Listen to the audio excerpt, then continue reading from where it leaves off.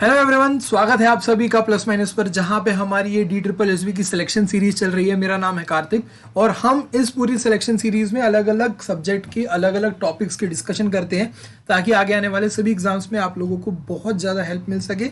तो आज उसी सीरीज को कंटिन्यू करते हुए हम मैथ्स की प्रैक्टिस क्लास लेके आए हैं।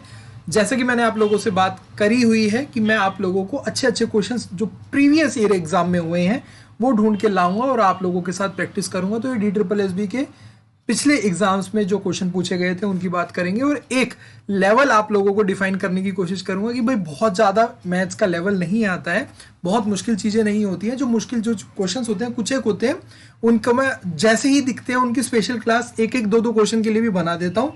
तो आप देखते रहिए जो क्लासेस आती है। आज हम इन 20 क्वेश्चंस की प्रैक्टिस करेंगे। आप लोग भी कॉपी पेन लेके बैठ जाइए, प्रैक्टिस करिए एक एक क्वेश्चन की। ऐसे ही क्वेश्चन आप लोगों को एग्जाम में देखेंगे और देखोगे आप बहुत ईजी क्वेश्चन है और ये खुद से बनाए हुए क्वेश्चन नहीं, एग्जाम में पूछे हुए क्वेश्चन है। चलिए स्टार्ट करेंगे। पहला क्वेश्चन है, बोला गया कि भाई रोली 3 घंटे में 24 पेज करती है, तो रोली टाइम लेती है 3 आवर्स का और पेजेस है यहाँ पे 24 पेजेस टाइप करती है। बात करें नीलम की, तो नीलम 9 घंटे में 45 पेजेस टाइप करती है। In how many hours they will type, 351 page कितने करेंगे।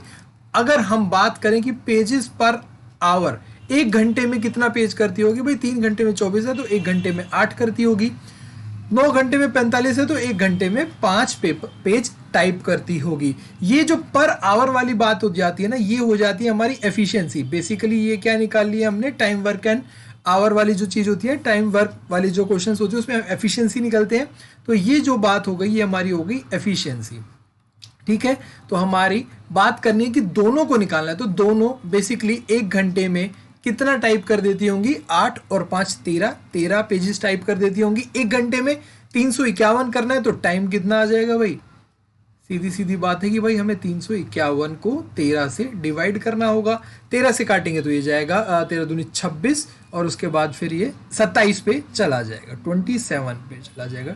27 आवर्स में दोनों मिल के 351 पेजेस टाइप कर देंगे। तो ये था हमारा पहला क्वेश्चन। बेसिकली बहुत इजी क्वेश्चन है। आगे चलेंगे। नेक्स्ट है कि हमारी 45 नंबर्स हैं जिनका एवरेज है 33, यानी कि जो 45 जो नंबर्स हैं उनका एवरेज कितना दे रखा है, 33 दे रखा है। पहले 15 का फर्स्ट 15 उनका एवरेज कितना दे रखा है, 28 दे रखा है। लास्ट 25 है उनका एवरेज दे रखा है हमें 35 है। बहुत इजी है, कुछ नहीं करना। जो बच गए 5, यानी कि हमने देखा 15 और 5 कितने हो गए हमारे पास, 40 हो गए, तो बच गए 5, उनका क्या होगा।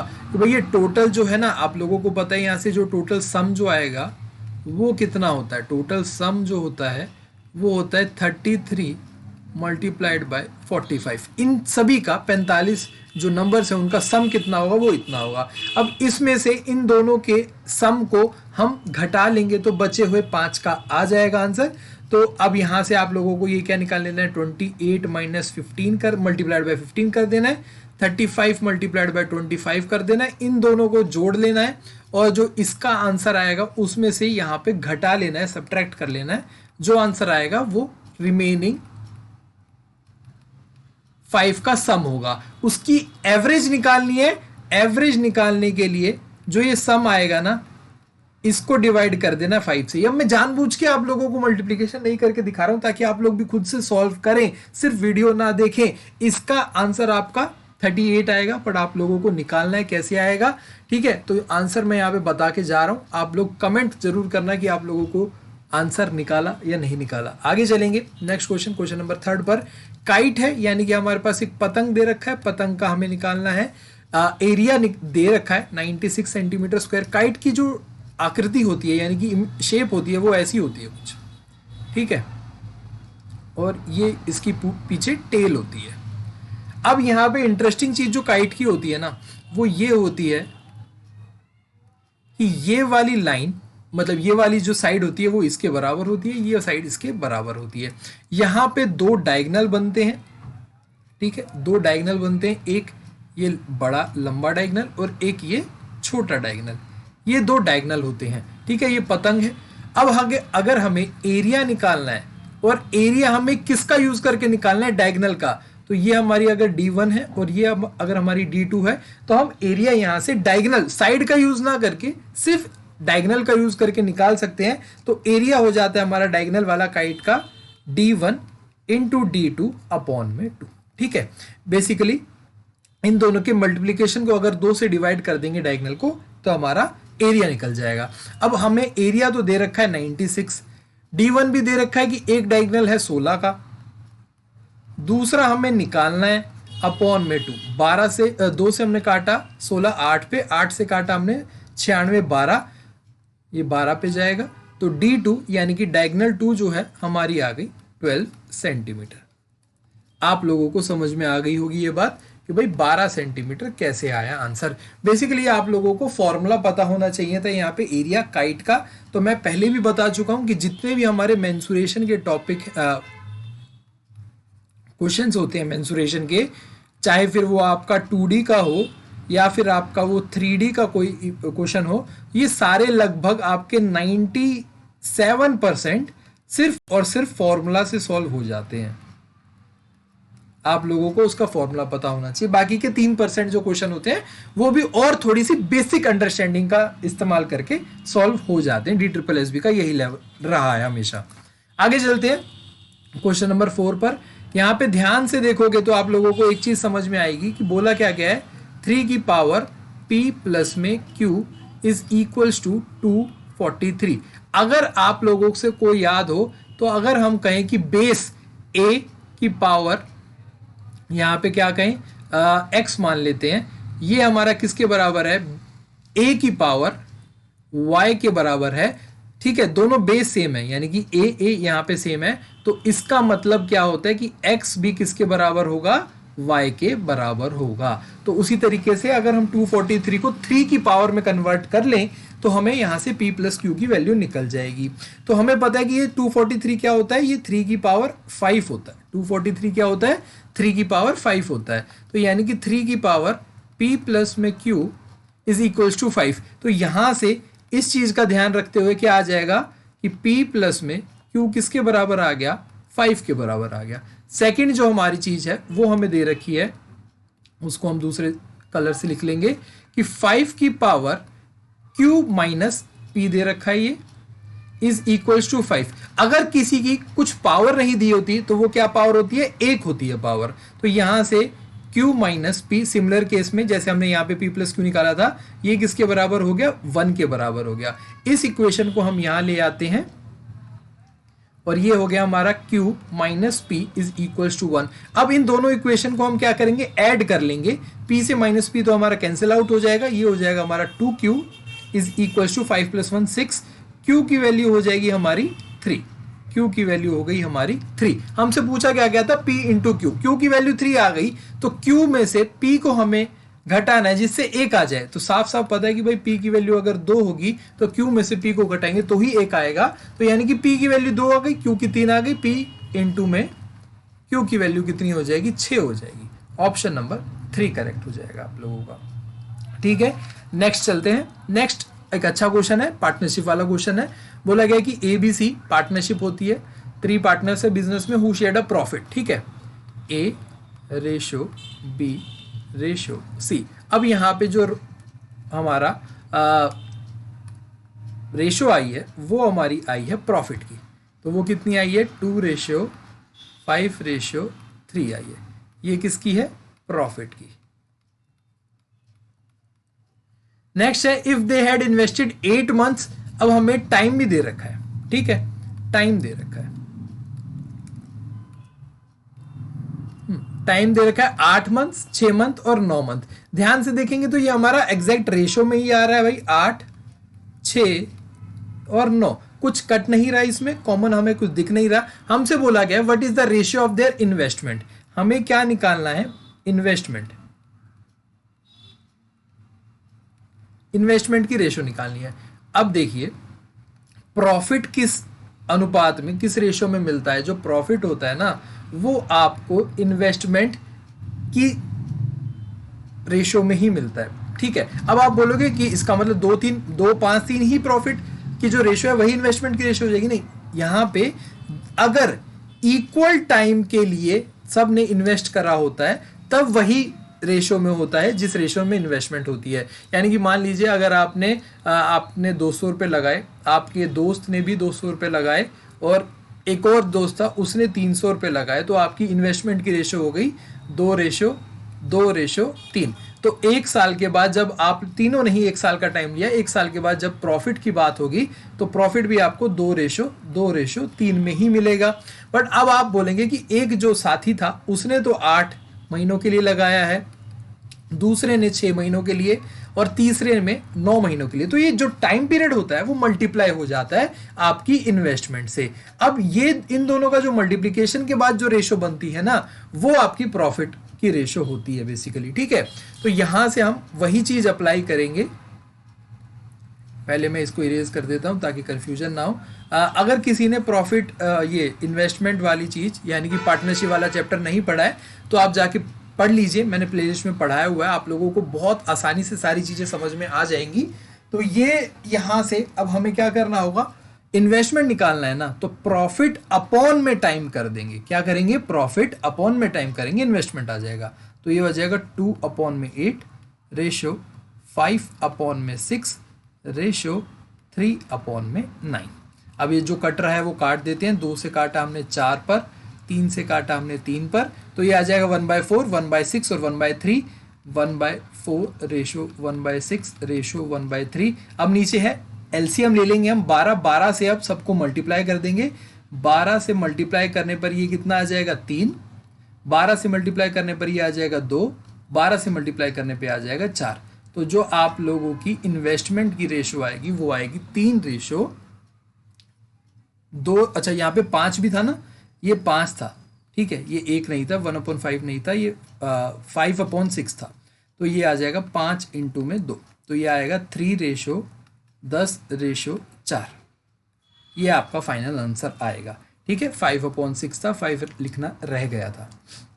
ठीक है, तो ऑप्शन नंबर आप लोगों का 4th यहाँ पे करेक्ट हो जाएगा। नेक्स्ट क्वेश्चन पे चलेंगे। क्वेश्चन नंबर 6 पर बोला गया कि प्रकाश ने 2 आइटम खरीदे, सेम प्राइस पर खरीदे, he sold one at 20% profit. यानी कि जो प्रॉफिट हुआ 20% का हुआ, 20% का मतलब क्या होता है भाई, आपको बहुत बार बताया हुआ है 1/5, यानी कि 5 रुपए में लेके आया था, प्रॉफिट हुआ एक का 6 रुपए में उसने बेच दिया है। ठीक है, ये क्या होता है, कॉस्ट प्राइस हो जाती है और ये हो जाता है हमारा प्रॉफिट हो जाता है।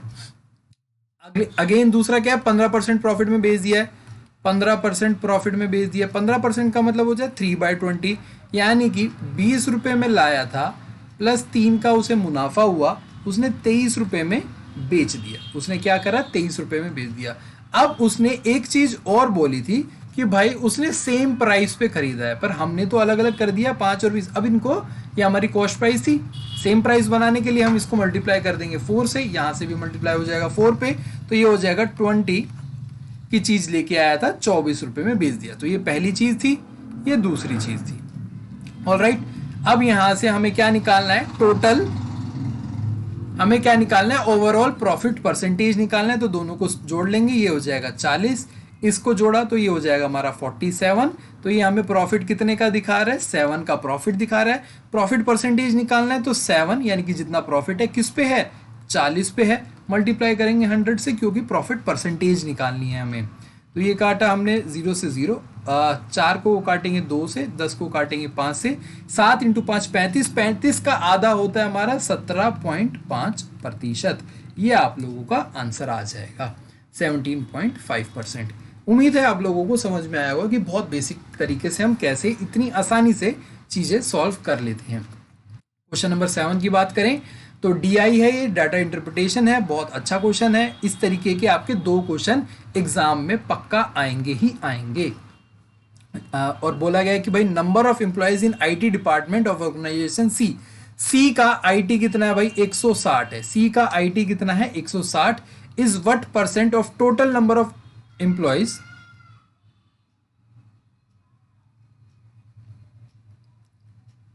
इन organisation C in all departments together.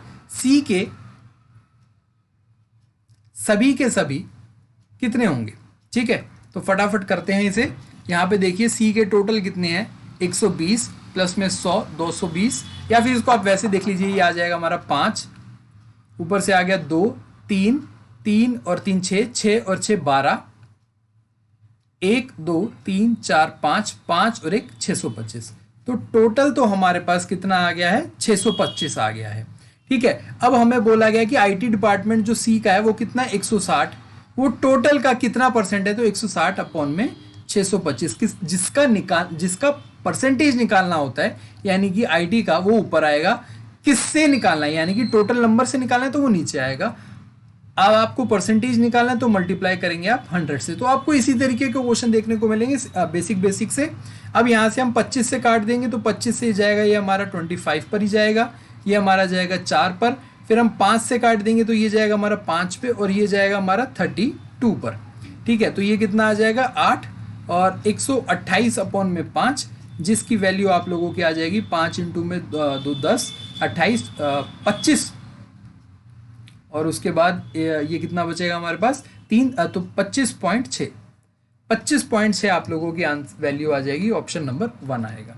उम्मीद करता हूँ कि ये क्वेश्चन भी आप लोगों को समझ में आ गया होगा। बहुत बेसिक था, जोड़ना था और उसके बाद उसे डिवाइड करना था। लार्जेस्ट फ्रैक्शन निकालना है, ये आप लोगों के लिए होमवर्क है। ठीक है, ये आप लोगों के लिए होमवर्क है, बहुत आसान है। जिसको इसका कॉन्सेप्ट नहीं पता उसको मैं समझा देता हूँ। तो मान लीजिए आपके पास 2 फ्रैक्शन है, एक है 2/3, एक है आपके पास 4 अपॉन में 5। तो अब आपको ये पता लगाना है कि कौन सा बड़ा है कौन सा छोटा है। तो आप लोग इन दोनों की क्रॉस मल्टीप्लीकेशन कर दीजिए। ठीक है, क्रॉस मल्टीप्लीकेशन कर दीजिए। 2 इंटू में 5 कितना होता है 10, 3 इंटू में 4, नीचे से ऊपर जाता है ना, तो जहां पे ऊपर वाला है ना उसी के नीचे लिखना है आप लोगों को। ठीक है, ये पहला फ्रैक्शन था, ये दूसरा फ्रैक्शन है। तो आप लोग ऊपर वाला यानी कि 2 इंटू में 5 करा तो 10 यहाँ पे लिखोगे, 4 इंटू में 3 करा तो 12 यहाँ पे लिखोगे। अब यहाँ पे बड़ा कौन सा है, 12 बड़ा है 10 से, तो फ्रैक्शन कौन सा बड़ा हो जाएगा, पहला छोटा हो जाएगा 2 से, यानी कि दूसरा बड़ा होगा पहले से। तो इसी तरीके से आप लोगों को एक दूसरे के साथ कंपेयर करके यहाँ पे फ्रैक्शन चेक कर लेने हैं कि कौन सा बड़ा है कौन सा छोटा है। तो कमेंट बॉक्स में आप लोग कमेंट करेंगे कि इस क्वेश्चन का आंसर क्या है, ए है, बी है, सी है या फिर डी है। ठीक है, जिसका भी सही होगा उसको मैं हार्ट दे दूंगा ताकि सबको पता चल जाए आंसर सही है उसका। क्वेश्चन नंबर 9 की अगर बात करें तो यहाँ पे बहुत बेसिक सिंप्लीफिकेशन है। 8000 का क्यूब रूट निकालना है तो ये हो जाएगा 20, फिर 27 का क्यूब रूट निकालना है तो ये हो जाएगा 3, फिर 343 का क्यूब रूट निकालना है तो ये हो जाएगा 7। इससे आसान क्वेश्चन और कोई हो नहीं सकता। 20 में से 7 जाएंगे तो 13, 13 प्लस में 3 16। ऑप्शन नंबर 2 करेक्ट है।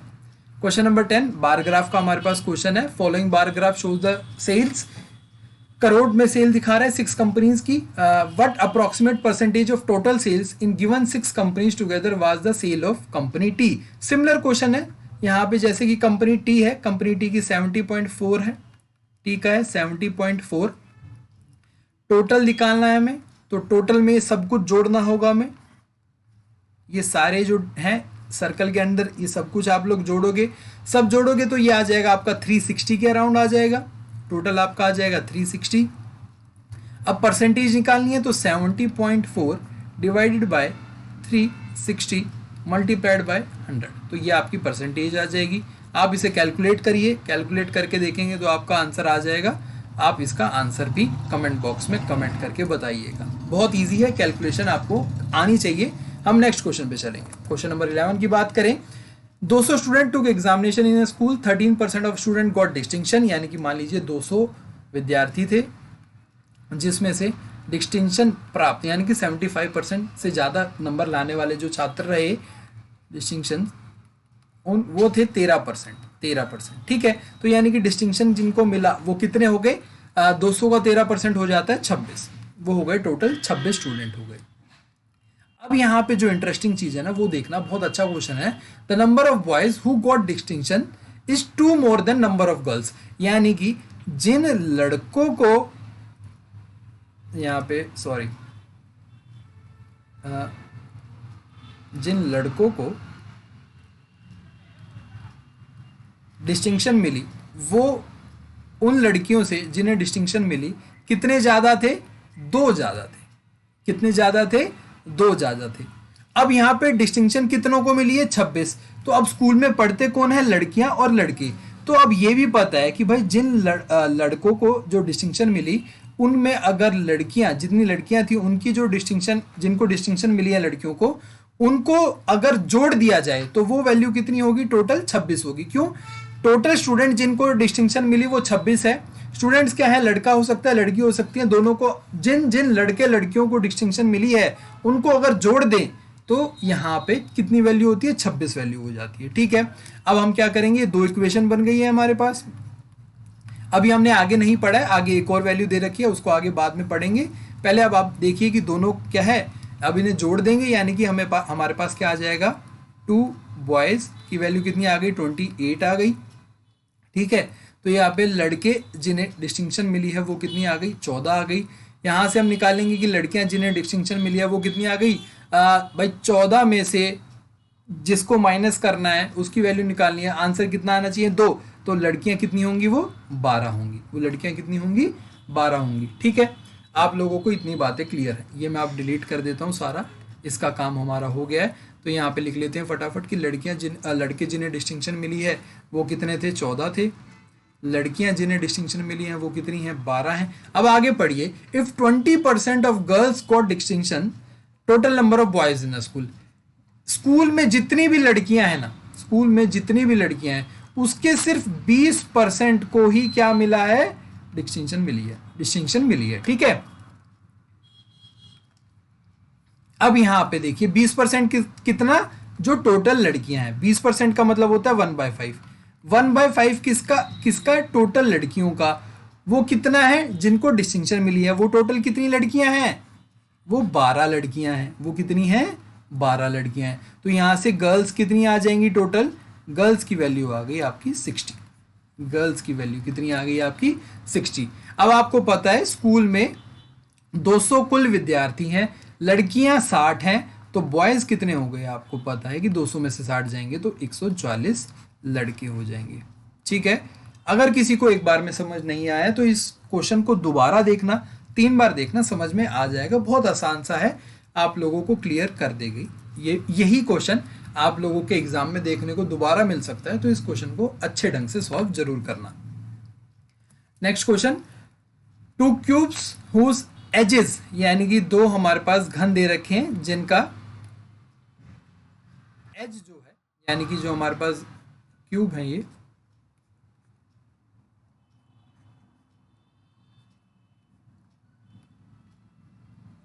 इनकी जो साइड है, ये एज जो है उसकी वैल्यू दे रखी है 8 सेंटीमीटर। ऐसे ऐसे 2 हैं, ज्वाइन टुगेदर, दोनों को जोड़ दिया जाता है, क्यूबॉइड बनेगा। What is the volume of cuboid so form? ठीक है, वॉल्यूम निकालनी है आप लोगों को। भाई क्या करेंगे? अब देखो, वैसे तो एक और यहाँ पे मान लीजिए जुड़ गया, एक और जुड़ गया है।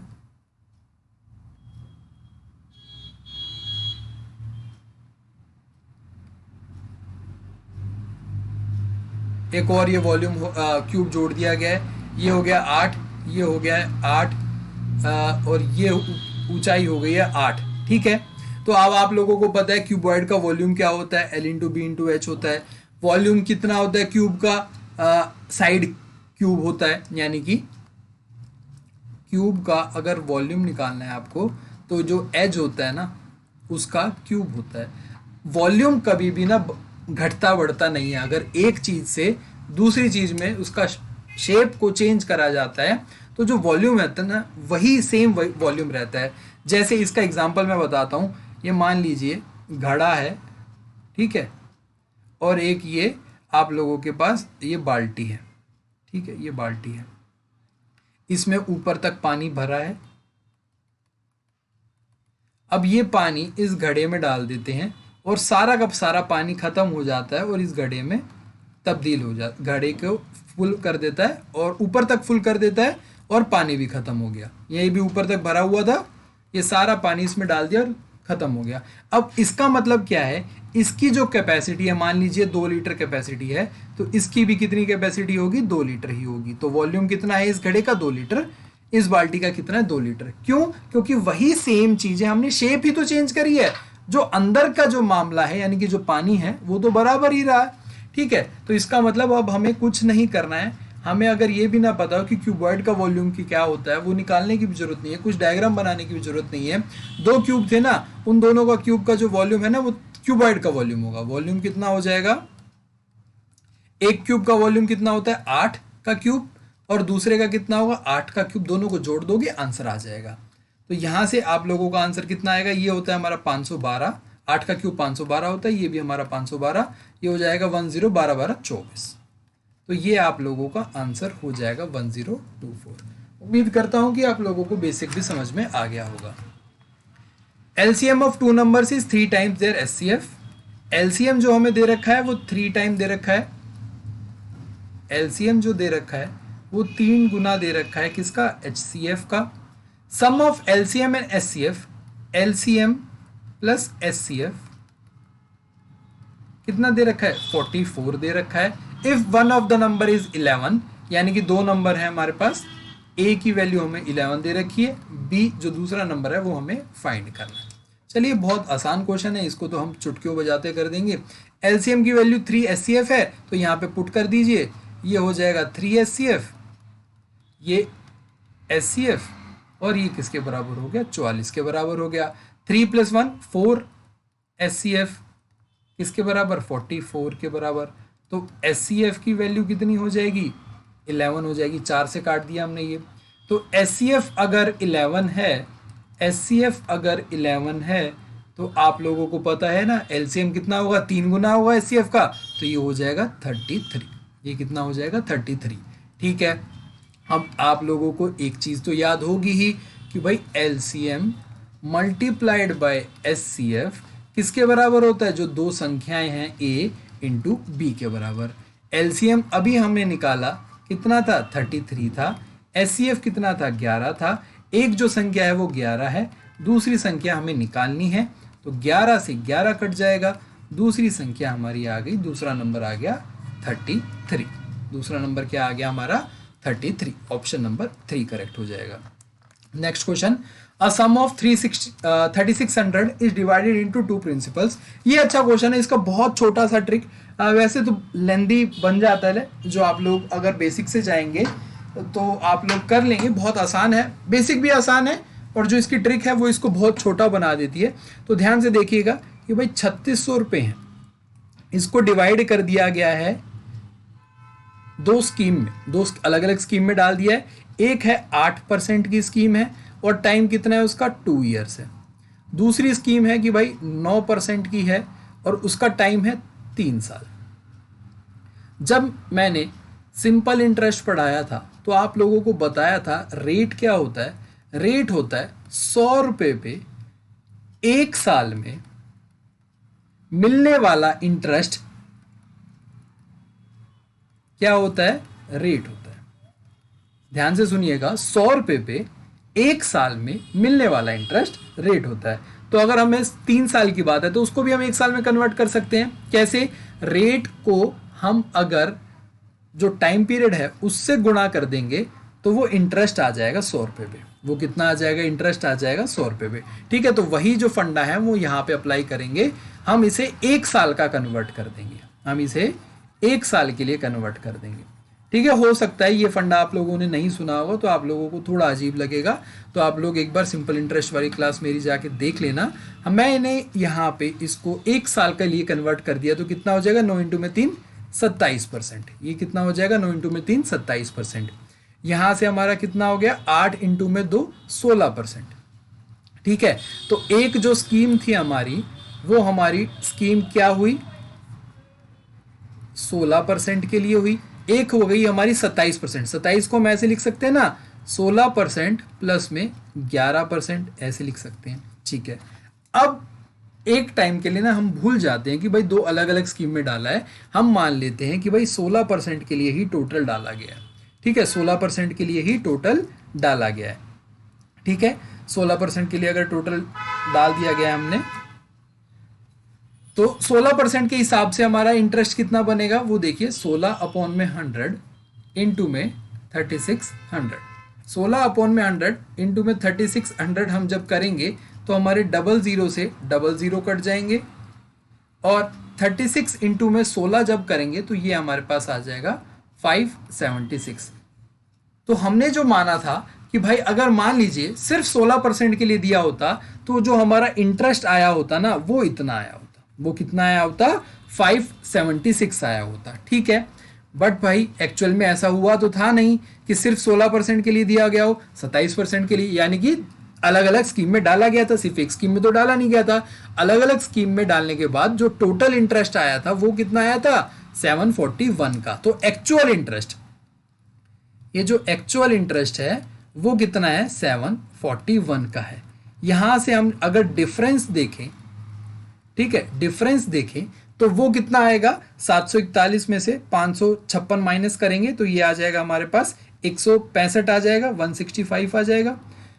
तो आप खुद बताइए कि भाई ये 165 रुपए जो एक्स्ट्रा आए वो कहां से आए होंगे, वो इस 11% की वजह से आए होंगे ना, क्योंकि यही तो अलग था। अगर सिर्फ 16% होता तो हमारा 576 आ जाता इंटरेस्ट, ये 11% भी आए थे, इसकी वजह से कितना आया, 165 आया, ठीक है।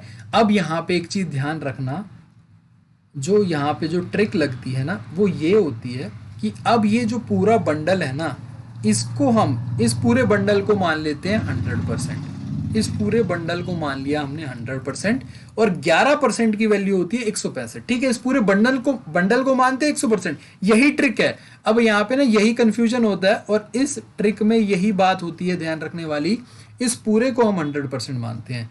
तो 11 की वैल्यू अगर 165 है तो 100 की वैल्यू कितनी होगी, ये हो जाएगी 11 से कटेगा ये 15 पर, ये हो जाएगी आपकी 1500, ठीक है, ये हो जाएगी आपकी 1500। इतनी बातें क्लियर हो गई होंगी। अब यहाँ पे इसका मतलब साफ साफ पता चल गया हमें कि भाई ये जो 100% था ना, यानी कि जो 27%, यानी कि एक्चुअल में जो 9% के लिए दिया था 3 साल के लिए, वो कितनी धनराशि दी गई थी, वो दी गई थी 1500 रुपये। वो कितनी धनराशि दी गई थी, इस स्कीम में 1500 रुपये डाले थे। टोटल अगर 3600 रुपये हैं और इस स्कीम में 1500 रुपये डाल दिए तो ये वाली स्कीम थी जो कि 8% 2 साल के लिए थी, वो कितनी होगी, वो होगी 2100 रुपये, ठीक है ना। दो ही तो स्कीम थी, एक में 1500 डाल दिए, एक में 2100 डाल दिए, ठीक है, तो टोटल मिला के 3600 रुपये हो गए। तो ऑप्शन नंबर 2 आ गया। बहुत से लोगों को एक टाइम में ये ट्रिक समझ नहीं आई होगी, मुझे पता है, क्योंकि जब मैंने पढ़ाई थी तब भी मैंने बहुत बार डिटेल में समझाया था, तब जाके आप लोगों को आई थी। बट ट्रस्ट करना, एक बार ये ट्रिक आपको समझ जाती है तो इस तरीके के क्वेश्चन कभी भी एग्जाम में आएंगे तो आप चुटकियों में कर लोगे। अगर आप जो आपका बेसिक अप्रोच है वो लगाओगे तो उसमें थोड़ा टाइम ज़्यादा लग सकता है और उसमें कंफ्यूजन भी ज़्यादा हो सकती है। बस इस बात का ध्यान रखना है कि ट्रिक किस तरीके से एप्लीकेबल होती है, ठीक है। अगर नहीं आप लोगों को समझ में आता है तो कमेंट करके बता देना कि ये ट्रिक समझ में नहीं आई है, तो मैं एक छोटी वीडियो अलग से बना दूंगा जिसमें और थोड़ा डिटेल में मैं चीज़ें डिस्कस करूंगा इसी टाइप के ऊपर। क्वेश्चन नंबर 15 की बात करते हैं। Ratio of a speed of a boat in upstream to the speed of a boat in downstream. Up और डाउन में जो हमारे पास रेशियो है वो कितना है, 2:3 का है। The time taken by boat to cover 45 kilometre downstream is T hours. Downstream में हमें जाना है, ये टाइम कितना है T, डिस्टेंस कितना है 45 kilometres. How many kilometres will be travelled by boat in upstream. Same time में हमें 45 किलोमीटर ऊपर जाना है। सेम टाइम में हमें पूछा गया कि ऊपर जाते हुए कितना डिस्टेंस तय करेंगे, ठीक है भाई। यहां पे देखिए, ध्यान से देखिएगा, डिस्टेंस हमारे पास 45 है, डाउन स्ट्रीम ये स्पीड है, तो टाइम कितना हो जाएगा, आप लोगों को पता है कि स्पीड क्या होती है हमारी, डिस्टेंस अपॉन में टाइम। तो टाइम कितना हो जाता है, डिस्टेंस अपॉन में स्पीड। डिस्टेंस कितनी है 45, स्पीड कितनी है 3 है, तो टाइम कितना हो गया आपके पास 15 हो गया। ये 3 यूनिट है, आप इसको डायरेक्ट 3 लेके करेंगे तो 15 यूनिट हो जाएगा, ठीक है। तो यहाँ पे हमारे पास टाइम कितना हो गया, 15 हो गया। आपको पता है कि डिस्टेंस निकालना है हमें अपस्ट्रीम जाते हुए, तो यहाँ से डिस्टेंस निकालना है, तो ये हो जाएगा टाइम इनटू में स्पीड हो जाएगा। अभी हमने निकाला है कि भाई टाइम कितना लिया था, सेम टाइम लिया, तो ये 15 टाइम लिया था, तो ये 15, स्पीड कितनी है 2, तो ये आ जाएगा 30 किलोमीटर। उतने टाइम में 2 की स्पीड के साथ जब ऊपर जाएंगे तो ये कितनी दूरी तय करेगा, 30 किलोमीटर की दूरी तय करेगा। ऑप्शन नंबर 3 करेक्ट हो गया। क्वेश्चन नंबर 16 देखिए, बोला गया कि N alloy contains tin copper and zinc. Tin ratio copper ratio zinc है, जो कि हमारी रेशो में है 4:6:5 में है। If quantity of copper is added, अच्छा ये टोटल हमारे पास 120 केजी क्या दे रखा है, एलॉय दे रखा है। अब बोला क्या गया है कि ना भाई ये एलॉय बना तो दिया, अब उसका मन क्या करा कि हमें इसमें ना थोड़ा सा कॉपर और ऐड कर देते हैं, बाकी चीजें एज इट इज रखनी है, कॉपर ऐड करना है, तो यहाँ पे सिर्फ कॉपर ऐड करना है। अब यहाँ पे बोला गया कि जो रेशो है ना वो बदल जाती है, वो कितना हो जाती है, 4:5। हाँ ये क्वेश्चन था। अब यहाँ पे ना क्वेश्चन में है गलती। अब ध्यान से देखिए, लॉजिकली भी सोचिए कि भाई पहले जो रेशो थी ना वो थी रेशो 4:6:5। अब हमने टिन जो है उसको नहीं छेड़ा, जिंक जो है उसको नहीं छेड़ा, तो साफ दिख रहा है 4 और 5 एज इट इज है, नहीं छेड़ा। अब हमने कॉपर ऐड करा है, ऐड करने के बाद यहाँ पे कॉपर की रेशो घट रही है, तो इसका मतलब ये क्वेश्चन में गड़बड़ी है। क्वेश्चन यहाँ पे क्या होना चाहिए था, क्वेश्चन यहाँ पे होना चाहिए था कि जो रेशो बन जाती है वो बन जाती है आपकी 7, 4:7:5। तो ये यहाँ पे क्वेश्चन में गड़बड़ी है, 4:7:5 होगा। ठीक है, तो आप यहाँ पे ध्यान से देखिए कि अगर भाई हमने टिन को नहीं छेड़ा है, जिंक को नहीं छेड़ा है, तो उनकी रेशो में कोई चेंजेस नहीं दिख रहे हैं, सिमिलर है। सिर्फ हमने कॉपर को छेड़ा है, कॉपर ऐड करा है, तो वो कितना ऐड करा है, यहाँ पे साफ दिख रहा है कि 1 यूनिट ऐड करा है, 1 यूनिट ऐड करा है। अब यहाँ पे ध्यान से देखेंगे 4 + 6 + 5 15, तो ये टोटल कितना है, 15 यूनिट है। और टोटल कितना अमाउंट दे रखा है, 120। 15 यूनिट की वैल्यू 120 केजी के बराबर दे रखी है, तो 1 यूनिट की वैल्यू कितने के बराबर हो जाएगी, 8 के बराबर हो जाएगी। 15 से काटेंगे 8 पे 120 होता है, तो 1 यूनिट की वैल्यू 8 के बराबर हो गई। तो इसका मतलब हमने कितना कॉपर ऐड करा है, 1 यूनिट ही तो कॉपर ऐड करा था, हमने 8 केजी कॉपर ऐड करा है। तो ऑप्शन नंबर 4 करेक्ट होगा। ठीक है, क्वेश्चन नंबर 17 पे चलते हैं। ये बहुत इजी क्वेश्चन है, सिंप्लीफिकेशन का है, आप लोग सॉल्व कर लेंगे। ये क्वेश्चन भी आप लोगों के लिए होमवर्क है, कमेंट डाउन करना कि क्या आप लोगों का आंसर आया। ऐसे कर देना, पहला क्वेश्चन जो भी था, क्वेश्चन नंबर जो था उसका आंसर, फिर अब क्वेश्चन नंबर 17 है उसका आंसर, दोनों क्वेश्चन कमेंट जरूर करना। क्वेश्चन नंबर 18 ये हमारा फिर से अगेन डेटा इंटरप्रिटेशन का क्वेश्चन है, जिसमें बोला गया what is the ratio between number of employees from finance and marketing department together of organisation B. B का फाइनेंस और मार्केटिंग 75 प्लस में 90, ये हो जाएगा 165। इसकी रेशियो निकालनी है हमें, किसके साथ निकालनी है, सेम जो डिपार्टमेंट है डी के, सेम डिपार्टमेंट, यानी कि 220 प्लस में 200, तो ये कितना हो जाएगा 420। अब हम इसे थोड़ा बहुत काट लेते हैं, किससे काटें, 5 से काट लेते हैं, तो ये जाएगा हमारा 33 पर। 5 से ही काटा तो ये हमारा जाएगा 84 पर। अब हम इसे 3 से काट लेते हैं, तो ये जाएगा हमारा 11 पर। 3 से काटा तो ये जाएगा हमारा 28 पर। तो 11:28 आप लोगों का आंसर हो जाएगा ऑप्शन नंबर 4। क्वेश्चन नंबर 19 पे चलते हैं। क्वेश्चन नंबर 19 बोला गया कि भाई Arvind reaches the college 2 hours at an average speed of 30 kilometre. ठीक है, अगर उसकी स्पीड जो है,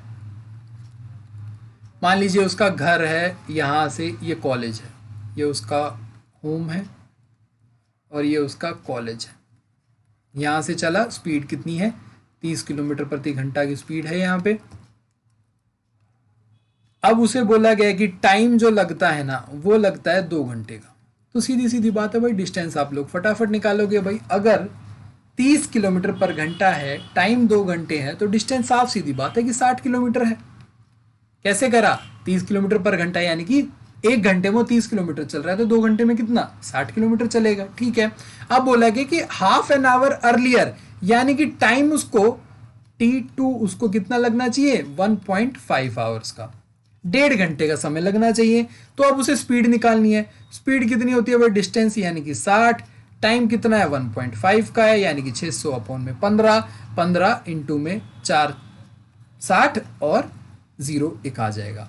ठीक है, तो ये आप लोगों का स्पीड आ गई 40 किलोमीटर पर आवर की स्पीड।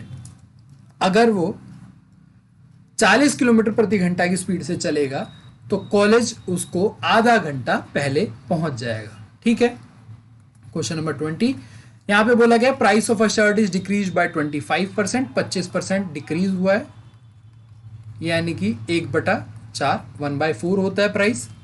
तो डिक्रीज हुआ है 4 की चीज अब डिक्रीज हो गई 1 से, तो यानी कि 3 में उसे बेचनी पड़ेगी, प्राइस कम हो गया है। और जो सेल है ना वो बढ़ गई है 20%, 20% सेल बढ़ गई है। ये क्या था, प्राइस, ये है उसकी बिक्री, सेल। ठीक है, 20% बढ़ गई है, 20% का मतलब होता है 1/5, तो जो पहले 5 थी वो अब बढ़ के कितनी हो गई है, 6 हो गई है। वो अब बढ़ के कितनी हो गई है, 6 हो गई है। अब इनकी क्रॉस मल्टीप्लिकेशन करेंगे, जो कटता होगा काट देंगे। ये कट गया हमारा 2 से, ये कट गया हमारा 3 से, तो 5 इंटू में 2 ये हो गया हमारा 10। यहाँ पे जोड़ा नहीं है, गुणा करी है, 5 इंटू में 2 10, 3 और 3 इंटू में 3 9। तो हमने देखा कि भाई 1 की कमी आ रही है, यहाँ से इसकी कमी आ रही है 1 की कमी हो गई कितने पे, 10 पे, मल्टीप्लाई करा 100 से, माइनस का 0 से 0 कैंसिल हो गया, तो ये 10% हो गया। 10% क्या हो रहा है, ये डिक्रीज हो रहा है, डिक्रीज हो रहा है। 10% क्या हो रहा है, डिक्रीज हो रहा है। 10% की गिरावट आ रही है टोटल सेल में, तो आप लोगों का ऑप्शन हो गया 2 करेक्ट। उम्मीद करता हूं कि आप लोगों को सारी चीज़ें समझ में आ गई होंगी। बहुत कोशिश करी है मैंने कि बहुत बेसिक से आप लोगों को समझाऊं और फटाफट करके समझाऊं सारे क्वेश्चन। तो ये थे आज के हमारे 20 क्वेश्चन। अगर आप लोग और ज़्यादा प्रैक्टिस करना चाहते हैं DSSB पार्ट 8 टेस्ट सीरीज, जितने भी आपके 2023 के एग्ज़ाम होने वाले हैं DSSB के लिए, तो उनकी टेस्ट सीरीज अवेलेबल है। अगर आप तैयारी कर रहे हैं कंप्यूटर साइंस की, तो उसके फुल मॉक टेस्ट भी हमारे पास अवेलेबल हैं। आप लोगों को ज़्यादा डिटेल जानकारी चाहिए तो इस व्हाट्सएप नंबर पर मैसेज करके बात कर सकते हैं। कॉल मत करना, सिर्फ मैसेज करना, मैसेज करके बात हो जाएगी। जो भी डिटेल चाहिए, जानकारी चाहिए, इससे रिलेटेड आप पूछ सकते हैं। बाकी अगर आप चाहें तो डायरेक्ट वेबसाइट पे जाएं, आप लोगों को सब कुछ समझ में आ जाएगा। धन्यवाद। आप लोगों को अगर अच्छा लगा तो चैनल के साथ जुड़ जाइए, अलग अलग वीडियोस इसी तरीके की लाते रहेंगे। अगर आपकी तैयारी में कोई भी कमी आ रही है तो कमेंट करके बताइए, हम उसको दूर करने की कोशिश करेंगे। कोई डाउट है, क्वेरी है, तो टेलीग्राम ग्रुप ज्वाइन कर लीजिए, वहाँ पे बात करके अपना डाउट रिजॉल्व कर लीजिए। फिर भी अगर कोई सजेशन है तो कमेंट करके ज़रूर बताइएगा। धन्यवाद। आपका दिन शुभ हो, तैयारी अच्छी रहे, चेहरे पे मुस्कुरान रहे। हैप्पी होली। जय हिंद।